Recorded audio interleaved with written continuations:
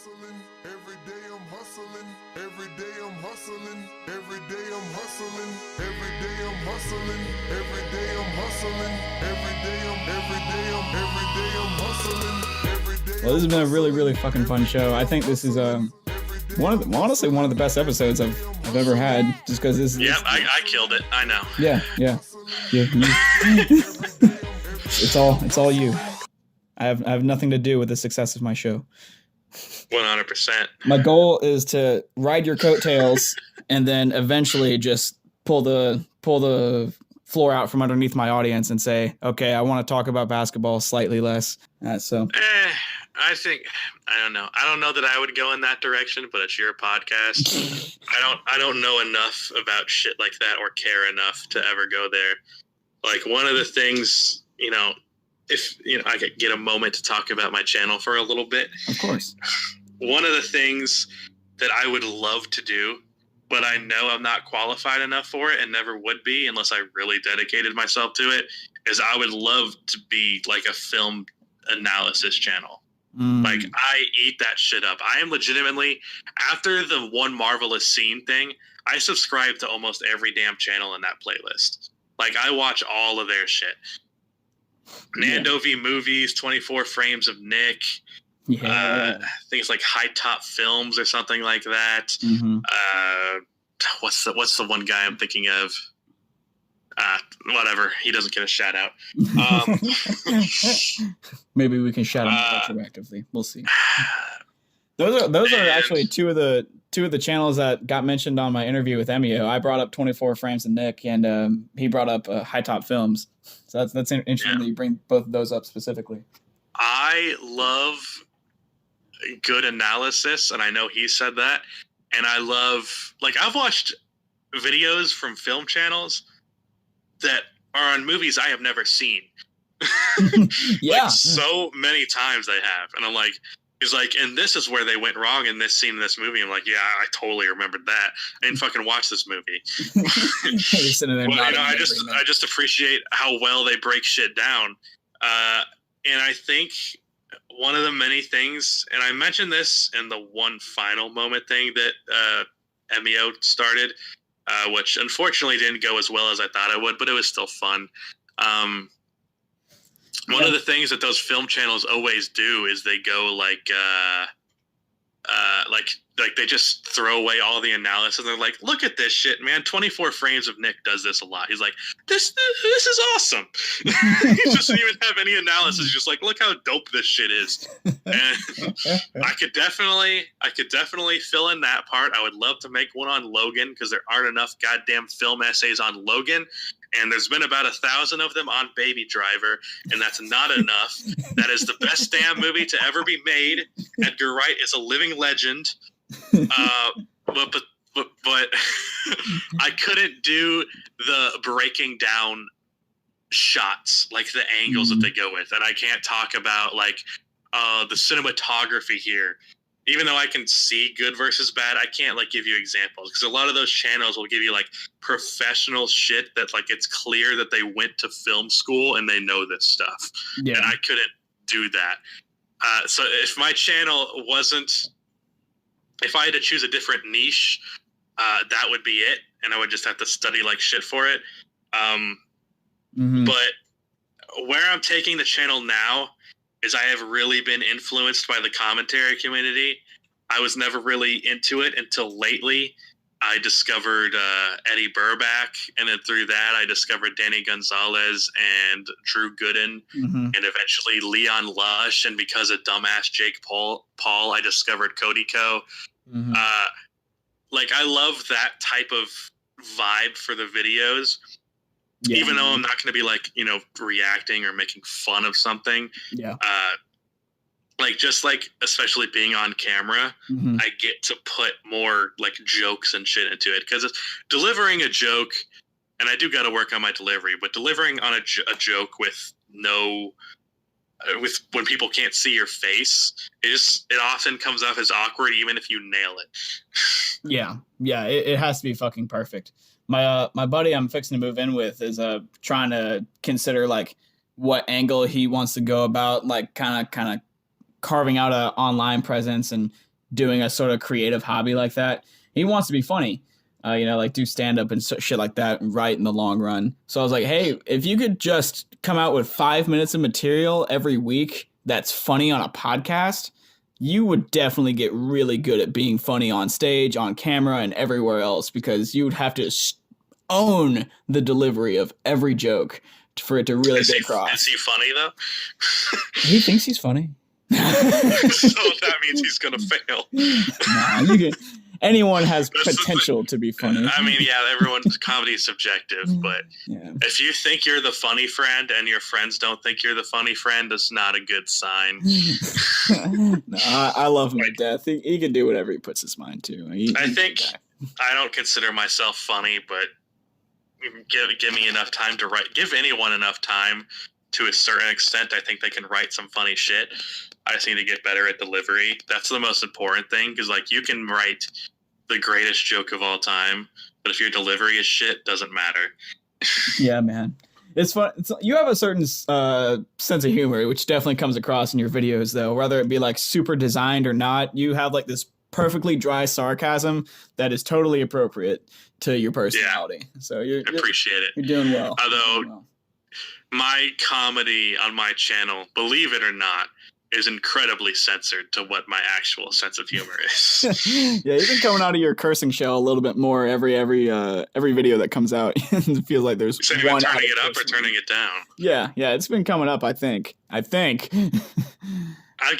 cared less and less, and honestly, I just love pissing off the people that are like, "Watch your profanity" in the comment section. Like, no, I can do whatever the fuck I want. Right. It's like, what's going to happen if I say don't shit? Watch.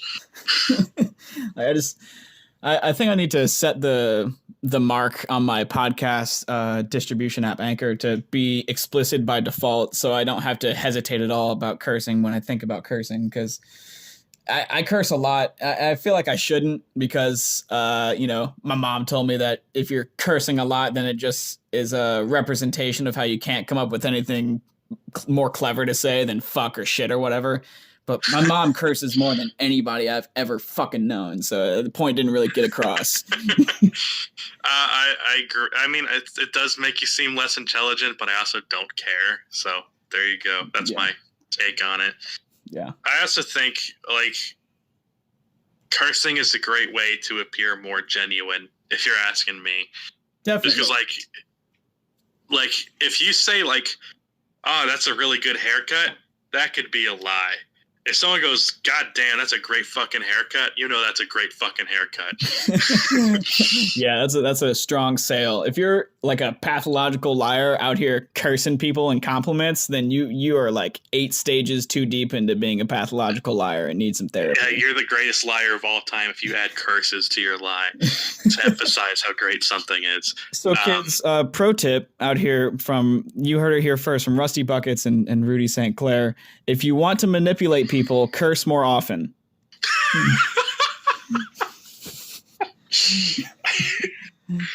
That or the Larry Bird clip is the one for that. Yeah.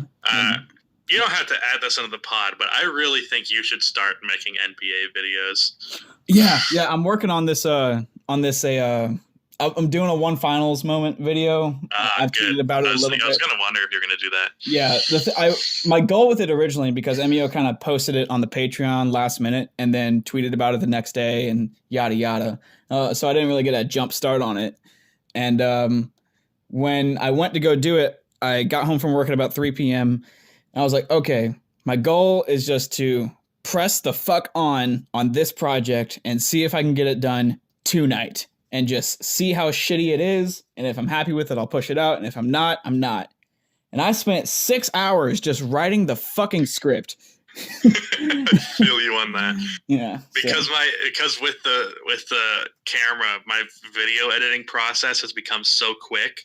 Like, legitimately, it used to be 6 or 7 hours, and now it's like 1 or 2. If I really do it lazily. But like the video I put out today, I didn't get around to actually recording until like 2:30, and I had the video out at 4:30. Like, I filmed, edited it, and put it up in 2 hours. Oh yeah, man. See, that's about how long it takes me to do like a standard 30-minute-ish episode by myself. And that's with no video editing. It's just like making sure that I don't stumble over my words too much in the edit and like cut out unnecessary breaths. Add an image on the YouTube video and go through the whole processing. I cut out every single breath in my videos, no joke. Because I hate the sound of my breathing. See, I did that in the beginning, but the editing process... I would never do that shit with a podcast. Fuck that. yeah. In the beginning, I've been keeping very close track on this number here, but in the first like 2 or 3 episodes, it took me about 8 times the length of the episode to actually create and publish the sode. And now I've got that number down to about 3.5 to 4 times. So... hopefully, if I were you, what I would do is I would first of all make this channel separate, like make a different channel, not post it on the Hustle Points podcast channel. Mm-hmm. Just I think those should be 2 separate things, and you can like shout it out from both sides. What I would do is start a new channel. Just you could name it Rudy Hoops or some dumb shit like that. And I would do what I did at the start, which is not worry about making money from it at all. Literally just, I don't even think you would have to script it. I think I could get away with not scripting videos, but I don't want to, because right now I'm focusing on quality a little bit more than I used to. Mm-hmm. But I would literally just be like, if I were you, I would just pick a topic, write some bullet points, say what I have to say, edit up that audio, and then whatever the player you're talking about is in the video, Google or YouTube, like Kevin Durant mix, download that shit, slap the audio over it, put some background music. That's the entire video. Yep. Just don't worry about the making money aspect of it. You can get those videos out quickly. And I think you can grow an audience from that. Mm-hmm. And even if you don't want to be like an NBA YouTuber, it would definitely benefit the podcast. Yeah. I would not, I would have never started a podcast before a YouTube channel, because it seems like just from starting from zero with a podcast is a lot harder than starting from zero with a YouTube channel. Yeah, I can concur with that. My you're right on the money with how I've been thinking about my content strategy for real. Just like a few minute type differences. Like I sort of have been planning on making a clear distinction on the channel starting next season between what are like videos, you know what I mean? Like what you're describing with highlights and shit thrown over the top and a little bit of background music, versus what is just a podcast being like uploaded to a repository. But basically, I wanted to be able to have talking points within the episodes of the podcast, and then take those bites and just stretch them out and condense them, do whatever I need to do to make it more like a YouTube video, and let the YouTube kind of serve as like a discoverability, like a search engine optimized type thing where I'm researching thumbnails and titles and tags and all that shit, doing what I need to do to drive traction to those videos. People see those videos, they see that they're part of a podcast, they check out the podcast, and then they see the podcast and they figure out, they can get the abridged version by just watching a video. That's good too. It's sort of like a two-way street. But none of that hasn't really materialized yet. Those next season though, dead fucking serious. My whole plan with this from the tip, from the jump, was that's a weird way to phrase it. Yeah, I know. Just the tip. Was to just go all in for just 2 years. You know what I mean? With this 2-land approach, and this one finals moment idea is one that's really given me a lot of insight as far as how to approach crafting an NBA video the way that I want to do it. And so basically I'm going to spend tonight doing this and uploading that, maybe spend a couple minutes chilling out, and then before I go to bed, bust out the one finals moment project and sit with that until I can't anymore, and then wake up and do it all day tomorrow. Yeah. I literally just silently burped away from my microphone, and then you do that. Yeah. But yeah, I think you have the basketball knowledge to be successful, and I think you're entertaining enough to where you would be successful at it. I would just right now not focus on dealing with copyright shit. No, I'm not even kind of thinking my about that shit. My videos are so much slower to make now. Mm-hmm. Not as much as they used to be, because I used to literally have to take 10 to 15 minutes of audio and slap down a 10-second photo for over and over and over again. Mm-hmm. And I'd end up at the end of the video having 50, 60 photos just downloaded for the day, and it was a pain in the ass. But I would literally just I wish I could go back to those days where it's just download, edit my audio, and the video is literally just slap the audio on a video and it's done.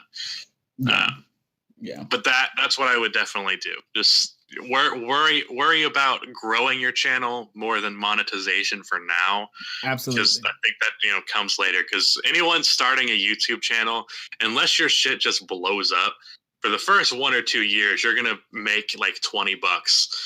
Yeah, I have no plans on being profitable within this first 2-year window of commitment. Yeah. So, I actually think that it's a fairly smart strategy. I mean, different audiences, behave differently. But I think it's pretty smart to really wear the badge of I don't fuck with advertisers in order to garner individual voluntary support, on Patreon and shit like that. You know what I mean? If you're I don't like advertising, people will be like, I don't like advertising either. Here's $1. So, I mean, I don't like advertising, but I also like money. Yeah. Is Rusty Buckets just a greedy motherfucker? Find out on next week's episode of Hustle Points NBA podcast. Don't. The answer is yes. Oh yeah, man. I'm probably going to break this up into 2 episodes because it's a pretty clean break after the first 55 minutes to an hour or so where we started getting into YouTube shit. Started talking about YouTube out of nowhere. Yeah, so I'll probably upload a bonus episode alongside this, just talking about creative shit like that, if that's okay with you. Well, that sounds good. All right, awesome. I was thinking that'd be an odd transition. Yeah. I'll just do a whole ass bonus episode. All right, bro. Well, I gotta get to the edit. Yeah. All right. Awesome. It was fun talking to you, man.